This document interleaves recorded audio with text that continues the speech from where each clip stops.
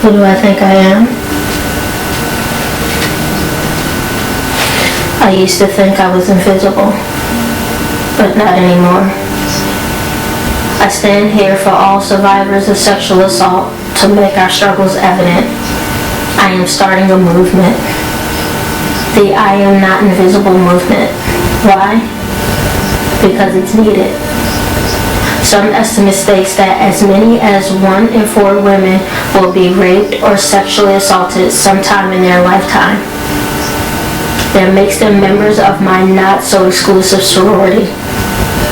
We walk around society faceless, mainly because of our own shame. We fake our bright smiles while behind them, our lifeless eyes. We are lost in the crowd, but not for long. It's our time to step out of the shadows and finally make the world take notice of our horrible epidemic. I too am a survivor. Notice I didn't say victim. I was violated by a boyfriend, although I didn't initially categorize that as such. As in all healthy relationships, we had sex. Lots and lots of consensual teenage lust-filled sex. But we also had a lot of non-consensual sex. While we were living together, I will often wake up to him having sex with me. In my heart of hearts, I knew this felt wrong. But I had never been in a sexual relationship, so I had no reference, no handbook to tell me what was healthy. As with many parents, my mom never shared her sexual exploits with me, nor talked to me about my role within a sexual relationship. Albeit that's not my mother's fault, but a societal fault. So being a naive teenager, I thought maybe this was normal. That's what girlfriends do. My thoughts, every time it happened, it was like maybe if I had sex with him once, maybe I had to keep giving it to him, right? I mean, we were in a relationship, so I shut up and I took it. For a year, I took it. In that year, I lost count of how many times I engaged in non-consensual sex. Nights of him rolling off of me and me rolling over crying myself to sleep. Like many survivors, I suffered in silence. I was jaded, conflicted. On one hand, I had a boyfriend who took me out, opened doors, and on the other hand, I had a secret, a deep, dark secret. It couldn't be right. That's what I kept thinking. In fact, at that time, I wore a smile every day. The only time I cried is when he was on top of me, but it couldn't be right thinking. It couldn't be right. I didn't say no. You have to do that, right? I didn't fight him off. You should do that too, right? I thought these things were the truth. As children, we are taught by our parents and the media that rape is something that a stranger does to you in a dark alley. I kept a wary eye out for those guys, but my antenna was not tuned to the rapist in my bed, my guy, who by day was a dream, and by night became that guy. He wasn't violent. Maybe because I didn't resist his advances or fight back.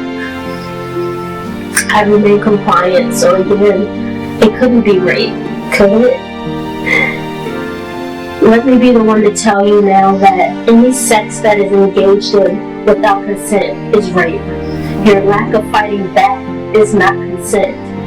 Your failure to say, please don't do this to me, no, is not Rape is generally defined as forced sexual intercourse, including vaginal, anal, or oral penetration.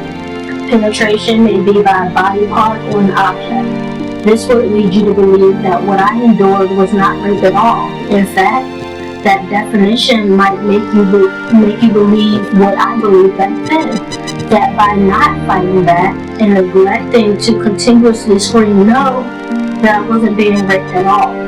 And therein lies the problem. The belief that if there's no force, i.e. choking, hitting, him pinning you down, that there's no rape. In reality, those moments when it was happening, I couldn't believe it was happening to me. I would go numb every time he did it. I would go numb every time he did it. I would go numb. And for a year, I stayed that way. Numb. My heart was so empty. As a result, I became promiscuous. I engaged in sex with anybody I thought I wanted to have sex with. My thought process, if I give it up, they will never have to take it. That went on for a year. A year of devaluing myself and degrading myself with people who, if I walk across them on the street today, I wouldn't recognize them. I came out on the other end, only to land in toxic relationship. I must have a guardian angel, because although they weren't the best of people for me, they weren't the pure evil either. It wasn't until I came to accept what happened to me that I was able to stop my toxic behaviors. I stopped having toxic codependent relationships. I stopped investing my time and emotional energy into people who did not value me. I closed off entirely, which is the other extreme of what I was going through post-sexual assault. I met my husband during this time, and in that time I was building a fortress around my heart. And he's been the one person besides my family, and a few best friends who are able to see past the haze and recognize my value, even when I could not. He softened my heart, but it wasn't easy, and I know it's not going to ever be easy, and I know it's not going to be easy for you either. I still have trust issues, I still have intimacy issues, and I still have communication issues. My journey is not over, and I'm sure your journey, whether you're at the beginning or in the midst of it, it's ongoing. And this is why I wrote the book, The Invisible Sorority. To answer that question, now what?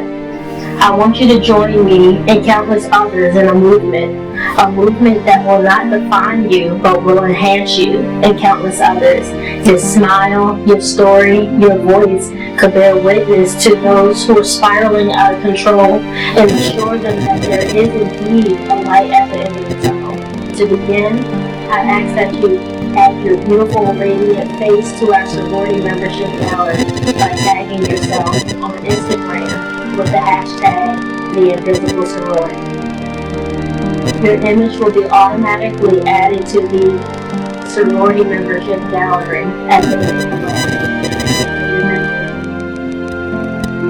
together we can do